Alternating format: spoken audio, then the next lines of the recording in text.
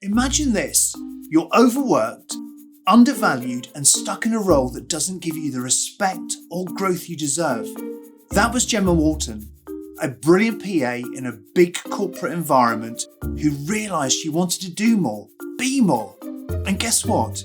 She went out there and built something extraordinary, her own portfolio business as a virtual assistant. In 2015, Gemma left her corporate job and founded Portfolio PA, a virtual assistant business specialising in working with busy coaches and consultants. 10 years on, Gemma has a team of 10 virtual assistants working with her and has won a number of awards for her outstanding service. Today, we're going to hear Gemma's inspiring story and her tips for anyone who dreams of taking the leap to work for themselves.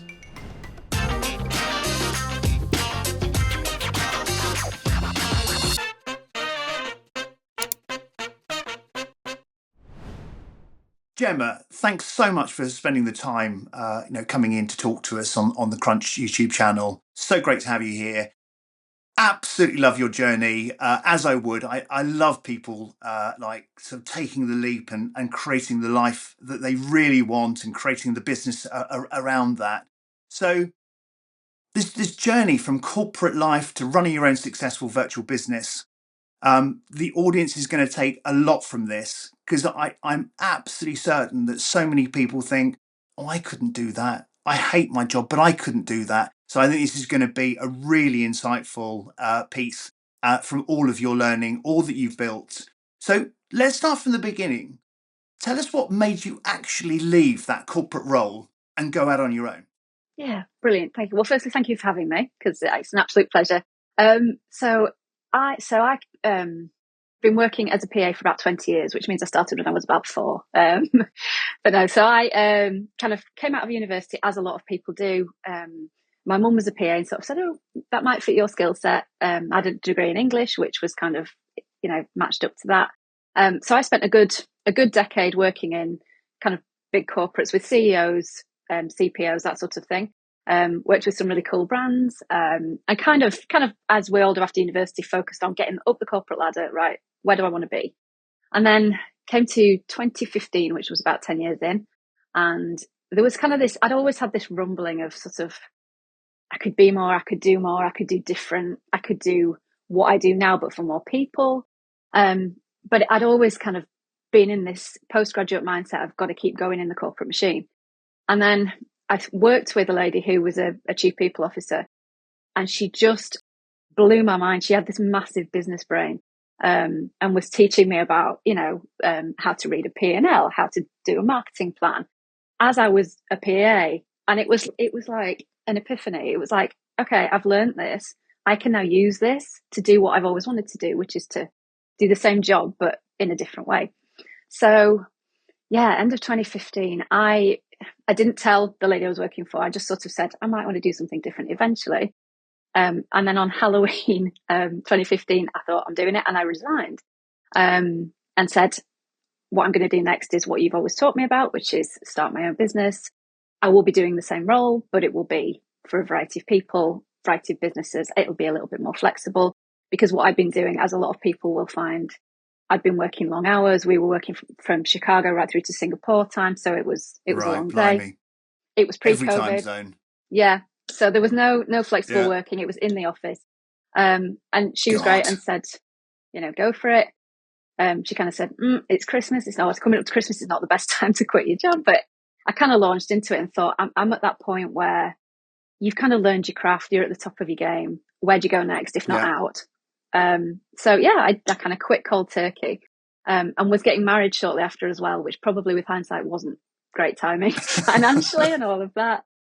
That's an expensive thing, and the timing of that is not the best. But no, I'm getting that feeling, Gemma, that when you've got to do it, you've got to do it, haven't you? And you just reminded me about when I was in the corporate telecoms, right in the heart of the city and the old street roundabout. And I got this idea bubbling away in the back of my head, and it led to my first startup, Pure 360. And I like, oh, there's one annoying thing, another annoying thing, like senior execs that treat you really, really poorly. And like, right, so I'm going to do it. So I went into my sales director's office and I've had enough. And he goes, what are you going to do, Darren? Where are you going to go? You're going to go to one of our competitors? Like, no. I'm going to set up this blah blah blah thing that leads to email marketing and text messaging. Going, what are you doing? Are you mad? Yeah, But it's yeah. like that feeling that you just reminded me of that. Like, I've got to go and do it. I've got to go and do it, and you did it. So did you have any notice period, or did they say like out the door? Oh no, they were great. I had a month, which was, given it's a funny thing being a PA because it's a very senior role, but they don't always treat it as senior in businesses, and you kind of like that No, with your no. exec. Um, but I think part of it, I know you said kind of senior leaders that treat you badly. Part of it was I'd worked with leaders who I thought I could work with again in my self-employed role. So I've Yeah, always worked for nice people. But I got to that point, like you say, where it was starting to kind of burn. Like in here, I was thinking I could do more, I could do this. And people have said to me since, God, that was really brave. And I didn't see it that way. I felt I had no choice. I felt I was like, I've got to do this yeah. or I'll go Got to do mad. it. Yeah. Yeah. So, No, yeah. exactly. So did it? So it sounds like the last boss was good, but across the history of it? Yeah, I think you're probably intimating to it. There were some bosses that were really not great to work with, Um, I don't or think were there were. they I all think amazing? I've learned. So, I mean, you learn. So Jeff Bezos had a PA called Anne Hyatt, who I've met a couple of Yeah. times. And she always says that what she did was he would read a book a day or a book a week and he would put it on his desk. And she would, when he'd finished with it, pick it up and read it. And she learned how to be Jeff Bezos in his shadow.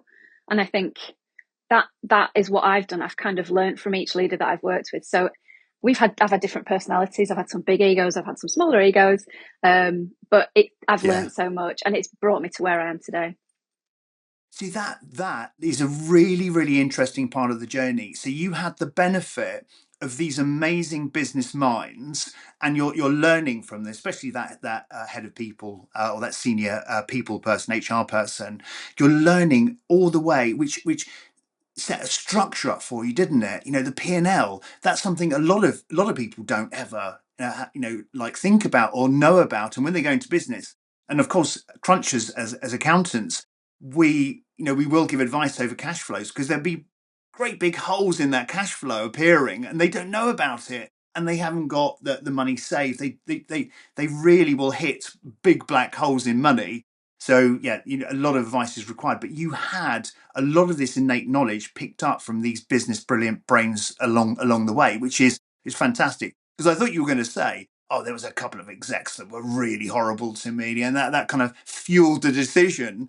But no, it sounded like they were all good, and you learned from them, which provided that solid foundation for you to make the step. Yeah, So definitely. what is it? So you did it. You had a nice exit period. Your wedding was coming up, but what was all the other steps you took to set up this virtual assistant business? How did you do it? So I think so because I'd been a PA for so long, I knew how to do the job. I knew how to be an assistant, how to support people. So that was kind of done. Yeah, What I didn't yeah, know as much was how to set the business up and how to become a business leader as well as a kind of servant leader. So first thing I did was some training, which was mainly focused around, day to day running a business. But I did it from a lady called Jo Monroe, who at that time was like VA God. She's incredible. right, And okay. VA we, God. she's amazing. She's really, really good. Yeah, She's a VA trainer. We kind of went through a lot of what I'll talk about probably later on in this podcast, which is yeah, how do you find clients? How do you put a brand together? What is a brand? It's never just a logo. How do you market yourself? So kind of the practical first steps, I guess I thought about a business name, which Portfolio PA, which is still with me. Started to look at, as well as the practical things like business name and branding and marketing, started to look at how do I want my life to be? What's working at the moment? What could be different? How could I make that happen? And how can I set my life and my business up to make that leap and to get my life in the shape I want it to be? How many hours do I want to work? Where do I want to work? What brilliant. sort of people do I want to support? Yeah. My business mantra is I only work with nice people. So that was kind of the first thing. No, exactly. So that's so good, and that's another thing. It gets me out of bed, and the reason for Crunch is not to deliver necessarily accounting services, but that's what we do. It's to change people's lives. I was exactly like you in the corporate system, as I explained, and like I had to get out. I had to go and do my own thing and have the life I wanted. And that's the inspiration for the channel, is to, to create the life you want. And it's powered by a small business, because unfortunately money doesn't grow on trees. We have to earn it somehow.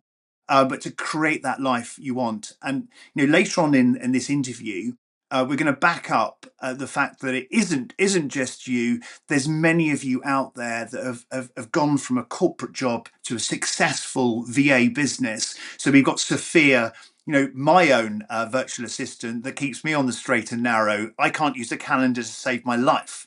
And Sophia sorts everything out, but also she isn't just virtual. She comes to meetings, so it fits in her life with her two children. So that's the other big takeaway. It's not about necessarily earning more money. It's about creating the life you want. Because if you weren't married and based where you are, you may be single and may go, well, actually, I want to be in Bali, I want to be in Vietnam, and I can still offer these services. You may need to be, work different hours to everybody else in that country, but it's fitting into your life, which sounds fantastic. So you set all these criteria up, like only work with nice people. I only want to work these hours. I want to do so. What are all the other steps? Because you can just imagine everybody watching this is going, yeah, but what, Gemma? Tell me what was the next step, and what was the next little bit, and how did you do this, and how did you do that? Did you go limited straight away? As a first question on the structure. Yeah. So Crunch was really helpful to me, kind of through all of this process. I started as a sole trader. I think VAs particularly, we tend to play small, start small. Just as a one-man band, there was nobody else in the team. I did that for a couple of years, and then you do start to naturally think, how can I level this up? How can I grow it? Yeah. And I was meeting PAs that could do what I do, and experienced VAs that I wanted to work with that had different skill sets from me, or complementary skill sets that I felt we could offer to clients. So I slowly started to I always liken it to a snowball. You start to pick up people and pick up, team members and Yeah. clients naturally. I think once you've started to say, did you know we could do this? And did you know we've got this person in the team that's got this service? You start to find those people to work with them. So yeah, we grew from kind of 2 to 3 of us for a good few years, and now I've got 10 people, which doesn't Wow. horrify me, which is like, I stand outside going, wow, you did that. But we've got a really great team, and yeah. That's amazing. But a lot of people, and I've spoken to people, beginning of Crunch, and you say how many people you've got, and we're now up to 132, and they go, but how do you sleep at night? Like, how do you do it? And well, you don't. You put brilliant people around you, and then at a certain point, you get your lieutenants in who manage those people, and then you're just managing the top team, and it's all a relatively organic, slow process, isn't it? And it has been fused. It's 10 years to 10 VAs, but it's an amazing business that you've created there, built on exactly what and you've got probably a sixth sense on who's really good, and who's really good, like you said, who has like a slightly differing skill set, who can work with other clients, so you can then broaden your client base, can't you? Yeah, definitely. It's like I say, 10 in 10 years, it's taken me that long because I wanted to get people that were like me, that were kind of worked at a similar level to me. But yeah, I think, just to go back to what you were saying before about kind of advice and Crunch really helped me to kind of work out how to level up practically and from a mindset perspective. And like you say, how do you sleep at night? There was kind of a resource there and some sensible advice about, okay, how do I go from sole tradership to limited? How do I go VAT registered? But also, how do you go from kind of doing the do to leading the people who are doing the do? So yeah, it was kind of two elements. So for, if everybody's wondering, Gemma's talking about our absolute love of content, and now we're very much in video. We absolutely love video, and we're going hell for leather on that. But right from the beginning, I had this idea to really support the community. and write stacks of content, to help them. How do you do this? How do you do that? Not just necessarily accounting and tax, but how do you go to a networking session and actually make it work for you, rather than stand in the corner, nursing your wine, not wanting to talk to anybody.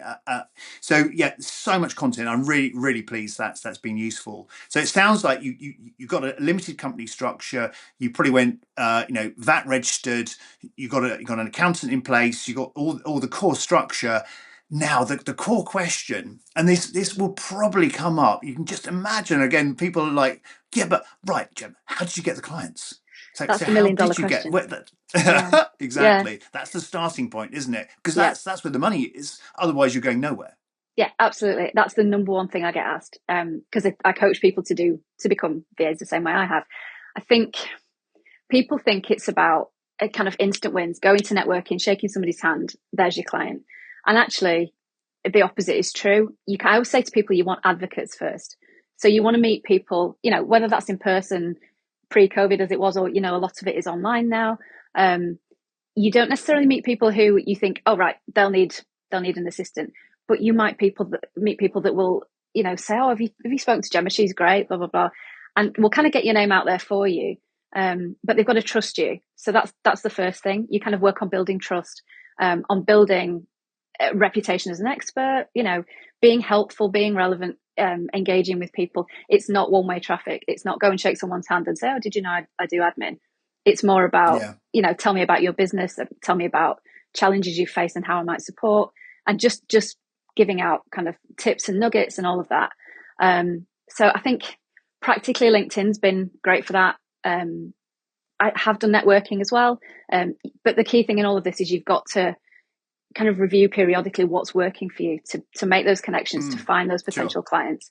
Yeah, it is. I can't, people look for a silver bullet, and I can't kind of say, this is No, how no, you there would find isn't. No. clients. No. But, Yeah. If only. Yeah. yeah, exactly. So I think, and this is not my phrase, I borrowed it, but get known, get liked, and get trusted. That's the number one formula. Once people buy you, they'll buy from you. And that's Sure. kind of, So the get known piece. So initially, like once you got married, of course, you've done and dusted that. Come back from the honeymoon. You out every single networking session there is locally, like just getting known. yeah, I was. And I'm lucky that I live close to Leeds, which is a huge, financial centre. There's loads of businesses there. Yeah. I did a lot of in-person stuff. It just kind of, the more people you meet, the more chances you've got to make those connections that will bring you work. Somebody said to me, don't ever discount a connection. Don't ever think, oh, that's only the milkman, because he might be married to a CEO, or she might be married to a CEO. And it's Yeah. just about kind of, it's really cheesy, but your network is your net worth. The more Yeah. it grows, the more chances you've got. So I spent, a good 2-3 years. My husband always jokes he never saw me because I was constantly out the door 6 a.m. Yeah, and I married Gemma, yeah. but she's disappeared. What happened? Did I say something wrong? I don't think you could buy a week like that, honestly, anymore. But yeah, But yeah, yeah. So just get out there and really get to know everybody. Certainly in the local community. Yeah, Leeds is handy because there'll be loads of networking going on there. But you're right. The early days, my first startup was Pure 360, which was email marketing done with no spam, and I remember I would talk to everybody and anybody that would listen about it. The poor cab drivers had to listen about it. Mum listened about it, and bizarrely, the leads come from places that you least expect them. And funnily enough, Mum actually managed to conjure up a brilliant lead for me, and she sent me. She called me up. She goes, "Yeah, I've spoken to like Maureen or whatever her mate was, and her son was a marketing person in a big brand in London, and he needs an email marketing system. Can you talk to him?" Brilliant work, Mum. yeah, Absolute genius. So fantastic. yeah, just get out there. Right. Okay. So that for everybody, it's get networking. Don't worry about it. You do get better at it. Initially, it feels a bit awkward, doesn't it? Like sort of going to the next circle of people with your glass of wine and your biscuit. But it gets easier and easier and easier. Then you get to know everybody. So did you do any talks locally as well? I did. So obviously, you do your little pitch when you go to networking. But I think when you're a VA, the perception is that you're just there to kind of support and to be in the background. And that's what's hard for a lot of people setting up this kind of business, is to push themselves forward and to speak a little bit more about what they do. So I got invited onto things like radio leads, which at the time, it makes you feel sick, right? When they ring you at 6 a.m. and say, right, go live. But you get comfortable being uncomfortable. And, if you're not going to speak about your business, nobody will. So you've got to kind of get past it. You can't just say, oh, can you do this for me? So it takes time, and you never get comfortable, right? Everybody's nervous. Everybody's gets stressed. The kind of key thing is to take action, to continue to move past it. Yeah. Okay. Brilliant advice. So that's how you get out there. So it's literally just getting out there to start getting the leads in, and people that have the concept, I think, of a virtual assistant. I before COVID had a PA, Helen. She was so lovely, amazing. It's kind of expensive. This is a full-time person sitting in the office, and she helped a lot of the other directors and team. And then with COVID, I met Sophia, and it's a must-have service for me. It's like helping me with my emails, like the calendar bookings, sorting things out. She's able, because she lives locally in Brighton, to come to the leadership team meetings and do the minutes and do the board meeting, which we do online because everybody's spread all over the place. But I think there's a real appreciation now, and this is something I keep talking about. It's like, don't do stuff that you can get someone else to do for you. So don't, for goodness sake, sit there and try and do your accounts or try and work out your tax. Someone sat there for 6 years, training to be a chartered accountant. They can do that. Don't sit there and try and spend 15 emails ping-ponging with someone trying to get that meeting. Give it to an expert. I mean, like you, Sophia is a genius, actually just bringing masses of people who are very busy together. It is such a time-saving function. I think it's an absolute must. So what are the clients that you've actually in my introduction, I think you've focused on coaches and consultants. Is that the area that you've landed best in? Yeah, typically it's kind of who we work with, but not exclusively who we work with. I work with a variety of businesses, but you do find that kind of founders of startup consultancies, coaching businesses, what they want to do is exactly what you've described. They want to be kind of doing their brilliant best and the things that they can charge a premium for and that is their field of expertise. I always say, if you don't have a PA, then you are a PA. So if you're doing and the same goes for accountancy and anything you can outsource. If you're doing kind of your own admin, it's taking you away from growing your business, from being your brilliant self. And once you it's hard to let it go, but once you start to outsource in a small way, you kind of see, I've got a little bit more time now for X or Y. Or even if X or Y is spending time with your family or taking a step back from your business. So yeah, that's typically who I work with, people that just want to do what their passion is. And I kind of come in and hold everything else up underneath. Yeah, I think, as I keep re-emphasizing, it is such a fundamental thing. I think I know if I try and do it myself, it is the stress layer just absolutely builds up. I'm trying to be a CEO for Crunch, and I'm trying to fulfill a passion with the team of helping others break free and create the lives they want. And if you try and add lots of emails on there and all the other day-to-day admin and calendar bookings, it's just too much, and it's so cost effective. And a lot of people don't really value their time. They go, no, I'm doing my accounting and I'm doing that. Yeah, but how much time did you spend? Oh, you spent the entire weekend. You didn't see your family or kids, and you did, it's not a good use of your time. You've got to have some downtime. So yeah, absolutely brilliant. So I think we've spoken a bit about the confidence, because that, and you're just saying, it's okay to feel uncomfortable. You push through it. You keep going and keep going. And I really, really hear that. Every time you set up in a startup with some massive audacious goal, is like, oh my god, the pit of your stomach is like, and every day, and then slowly it comes together. So is there any other advice over the confidence to do this?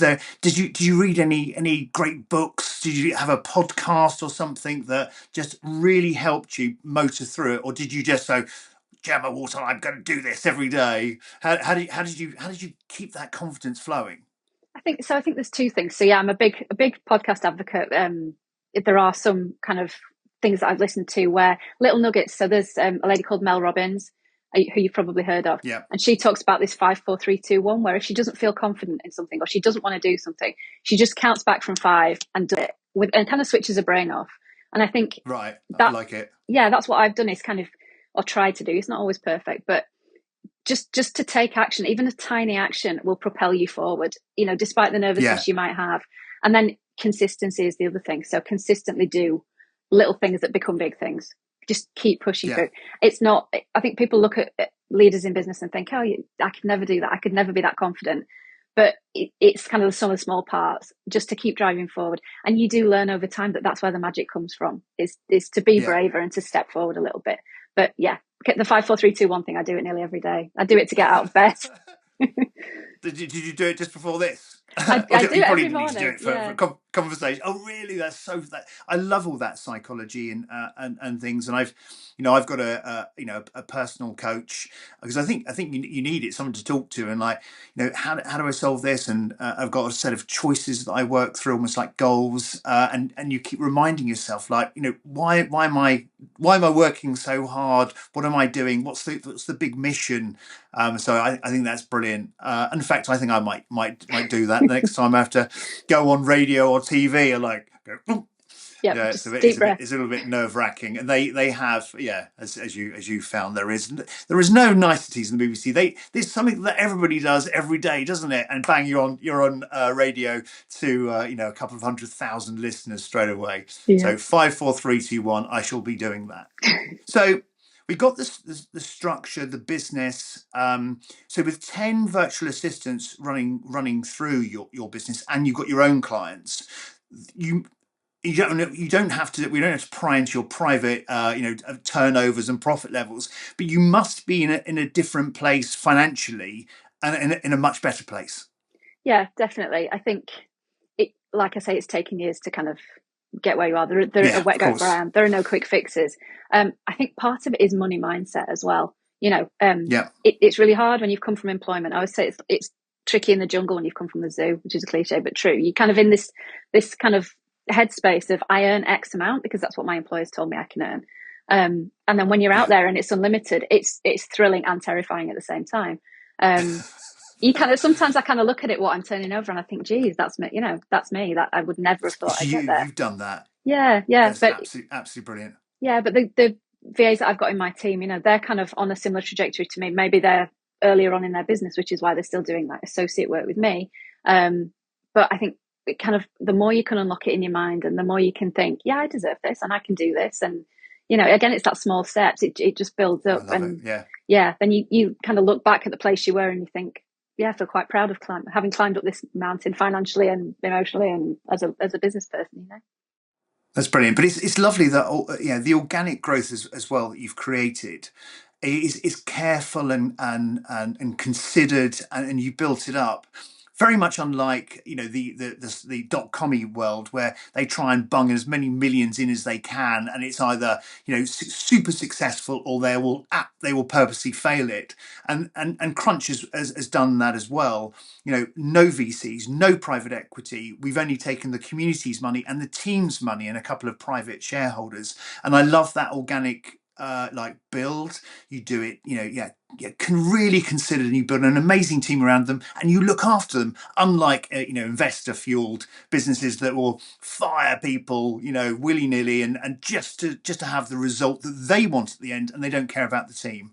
And presumably, you very much look after your team of 10. Yes, definitely. We have a WhatsApp group where we're constantly in touch. I think that's super important. Nobody's kind of because we work remotely, nobody's an island. And I think it's taken me a while to get to 10 people because I wanted to build that team cohesion and to feel that we'd all got similar personalities and also from a client perspective, I only bring people into the team that I know work at the same level as the people that are in it now. Yeah. We're all at that top level, and I think Top level. Yeah. Yeah, I tend not to lose people. Brilliant. A lot of my VAs have been with me a long time, so hopefully I'm doing something right. Good. Yes, same with Crunch. We've got people that have been 10 years, 11 years. Helen is, I think, 14 years. It feels good. You look after everybody. You make sure you have a nice party every year or whenever. We try and have one at least twice a year. I'd like to have one every quarter. That's even more fun and really look after them. So that's so lovely to see. So one thing before we bring Sophia in and we get Sophia's perspective as well with all of us having a chat. I love the fact because as I've said in this, I am utterly passionate about people creating the lives they want. Just from that horrendous time I had in the city and getting on the 6:43 train, commuting into the city and like hating it, like senior execs treat you poorly. They don't listen to the ideas. So you're just equally as passionate as I am about like giving this life to other people. So tell us about what you're doing about this passion to coach and bring other virtual assistants into this world. Yeah, so I think this felt like a natural step for me after a few years as a VA. You start to get questions from people. How do I do what you've done? How do I, particularly from PAs, how do I get out of corporate and kind of be more and do more? So I've got a kind of sister brand, which is the VA Coach. And we do mentoring, training, and a little bit of coaching as well on kind of two things. So the practicalities of how do you make the leap? How do you set up a business? Much like we've talked about, but also the mindset of that. Because PAs tend to be, as I've talked about, yes people who sort of stand in the shadows, and it's coaching people around bringing themselves forward and becoming a different person. And Yes. valuing the skills that they've got and using them to monetizing them, because that's quite hard. So yeah, we have online training, one-to-one training, and next year, hopefully, this year, 2025, we'll be doing some group stuff as well, because peer-to-peer work is sometimes a bit easier. Yeah. No, I love what you're doing. I think that's absolutely fantastic. Yeah, you may be the result of corporates struggling to get really good PAs because they've all gone VAs and they're working for themselves, which would be, I think, a great thing. In fact, they can take the VA services. They don't have to have permanent people there. But yeah, brilliant. Well done on doing that. So yeah, let's bring Sophia in now, and let's have a chat, and let's all have a chat about like how Sophia's done it, because Sophia has got a very similar portfolio setup, and as I've mentioned, Sophia keeps me on the straight and narrow. I can't manage a calendar. I've literally gone to the wrong meeting on the wrong week at the wrong time. And I honestly have done that in the early days, and then you realise I need someone who's really good, who can like look after me. And actually, Sophia does say no to me quite a lot. Actually, Darren, no, you shouldn't do that. Do this. So yeah, very much about keeping me on the straight and narrow. So what happened with you? How did you make that leap into being a virtual assistant?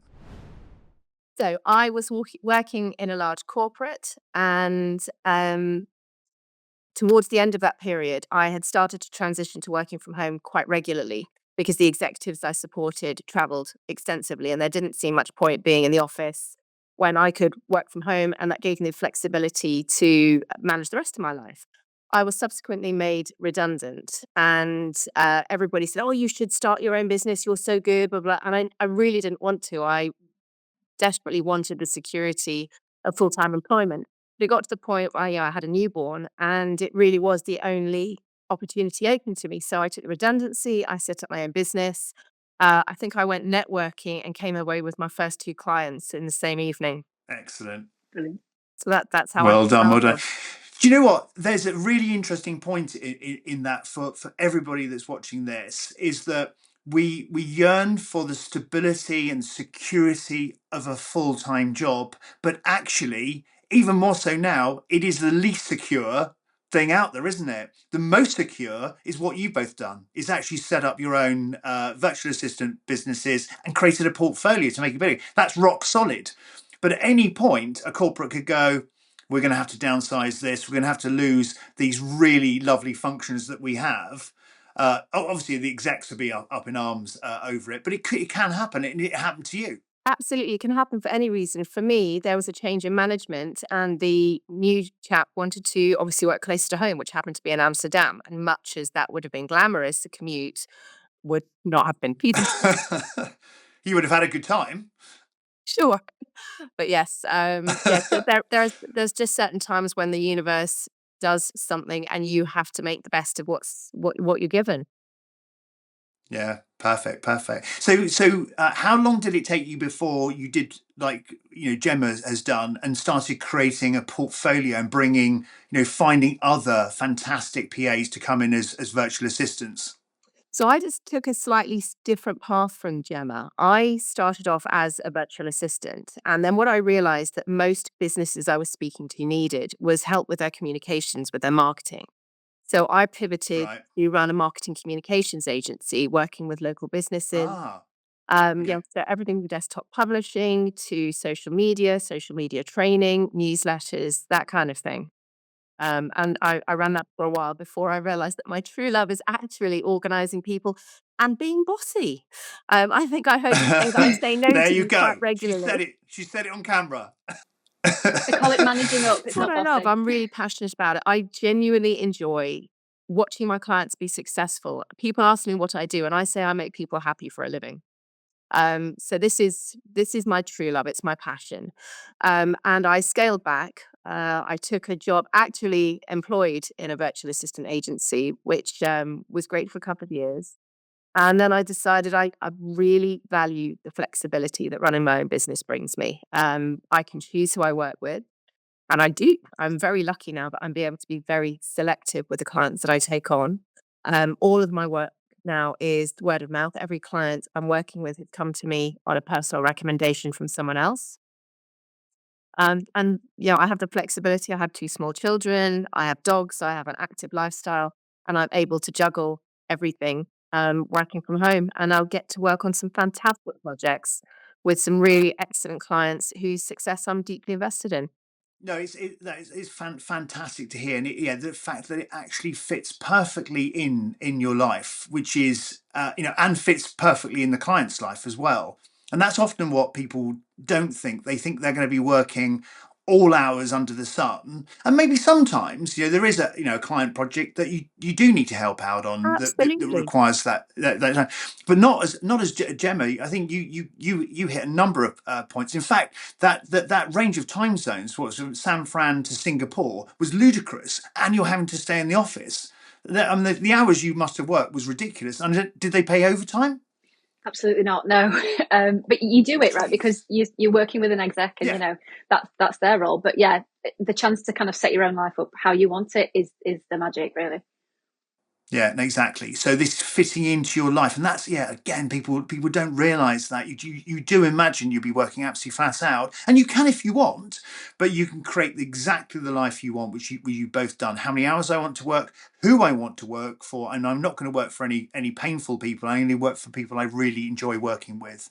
So I think the other thing that we need to cover before we come to a close on this brilliant interview is the fact that there may be a perception out there that this is just for women, and it's so definitely not. There are amazing like chaps that have become or were PAs in corporates and have gone virtual assistants. So I think, Sophie, you've got Kirk, haven't you? I do. It's a really interesting topic, actually. If you look back historically, and certainly in the political arena, most assistants are male, whether that's because the civil service, historically only recruited men. But if you look at the personal assistants, the personal private assistants, they are mostly male. Yet when you step into corporate, I think I came across one in my whole time when I worked in corporation, but as you said, my colleague, my associate Kirk is a chap. He's fantastic. His skill set is somewhat different from mine, but it complements mine brilliantly. And he's ideal for the clients with whom he works. Brilliant, brilliant. And Gemma, you've certainly got a bloke in the team as well, haven't you? I do, yeah. I have Matthew, who's wonderful, and just I want him to be my assistant. He's great. And again, he's come from a different background to me, but we have complementary kind of skill sets. We think in similar ways, and I think there was a campaign a few years ago from EPA, which is the Executive and Personal Assistants Association, which was this is not just a girl's job, which is so true. There's a kind of a 1970s perception, but we're in 2025. There should be way more men. I think it's something like 97% of assistants in kind of corporate are women, and that needs to change for me. It needs to be more diverse. Yeah. So if someone's watching this and they're a bloke and they're going like, I would love to support people, but I don't have any experience as a corporate PA. Could they become a virtual assistant and learn all the skills that way, or do you think you have to come through that corporate route, working with senior executives to have the real foundation of knowledge? I think it depends very much on the individual client. I see two types of client coming into this business. There are people like yourself, a founder, very corporate focused, very business focused. And the others I have, and this is interestingly, tend to be female founders who require support more on a personal level. So for Kirk, his skill set is ideal working with those clients, whereas mine is considerably more geared towards the corporate side of things. Which is not to say that he doesn't have this, he isn't developing the same skills. He works, he also works for me. And he is learning on the job very, very fast. I mean, he's fantastic, picks up the skills very quickly. But he came into the business on very much more the sort of personal admin side. Right. Got it. So you don't have to have that corporate journey through to have created the business that you both have created. So that's fantastic to hear. So chaps, you can be a virtual assistant, you can set up the business, and yeah, you don't have to have that corporate PA background, if you haven't got it. Right, I think we'll call it there. I mean, there's so much knowledge in this brilliant interview. Gemma, thank you so much, and Sophia, thanks for coming in to join us and add that the other side of things, and my own virtual assistant, which is brilliant. So there you go. Being a virtual assistant is entirely possible. You've got some tricks on how to gain the confidence. You know how to get the clients. The structure is simple. You can go sole trader initially and then set up your limited company and go VAT registered. Find a good accountant for that. And it offers you a life that you want. You can create the life that you want out of it. You can pick the hours. You can pick the clients. You don't have to work for any painful people. I think it's an absolutely fantastic business. And as you build up, like Gemma and Sophia have, you can start putting in more virtual assistants, the really brilliant ones you meet out there, and suddenly the turnover of the business changes massively, and you're in a completely different position from being that salaried person in that corporate. So I think it's a fantastic career, and yeah, thanks again so much, Gemma and Sophia, and we'll call it there. Pleasure.